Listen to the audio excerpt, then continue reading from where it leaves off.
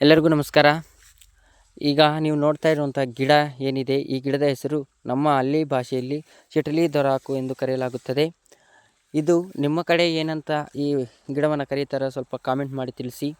ಇದರ ಉಪಯೋಗಗಳು ನೋಡೋದಾದರೆ, ಇದು ತಲೆನೋವಿಗೆ ತುಂಬ ಉಪಯುಕ್ತವಾಗಿ ಕೆಲಸ ಮಾಡುತ್ತದೆ. ಯಾವ ರೀತಿ ಇದನ್ನು ಉಪಯೋಗಿಸಬೇಕು ಅಂದರೆ, ಬಿಸಿ ನೀರಿಗೆ ಇದನ್ನು ಚೆನ್ನಾಗಿ ಕುದಿಸಿ ಸ್ನಾನ ಮಾಡುವುದರಿಂದ ತಲೆಯಲ್ಲಿರುವಂತಹ ಭಾರ ಅಂದರೆ ತಲೆ ಭಾರ ಮತ್ತು ತಲೆನೋವು, ಶೀತ, ಕೆಮ್ಮು, ನೆಗಡಿ ಮೊದಲಾದಂತಹ ರೋಗಗಳು ಗುಣಮುಖವಾಗುತ್ತವೆ. ಅದೇ ರೀತಿಯಾಗಿ ನಮಗೆ ಯಾವುದೇ ರೀತಿಯಾದಂತಹ ಫಂಗಲ್ ಇನ್ಫೆಕ್ಷನ್ಸ್, ಮೈ ತುರಿಕೆ ಆಗಿರಬಹುದು, ನವೆ ಆಗಿರಬಹುದು, ದದ್ದೆ ಅಂತ ಕರೀತಾರೆ ಅದಾಗಿರಬಹುದು, ಎದ್ದೇಳಿರುವ ಅಂತಹ ಒಂದು ರೋಗಗಳನ್ನು ಈ ಒಂದು ಈ ಎಲೆಯ ರಸವನ್ನು ನಾವು ಸ್ನಾನ ಮಾಡುವುದರಿಂದ, ಕುದಿಸಿ ಸ್ನಾನ ಮಾಡುವುದರಿಂದ ತುಂಬ ಉಪಯುಕ್ತವಾಗಿ ಕಾರ್ಯನಿರ್ವಹಣೆ ಮಾಡುತ್ತದೆ.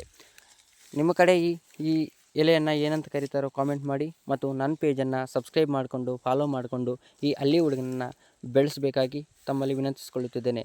Thank you.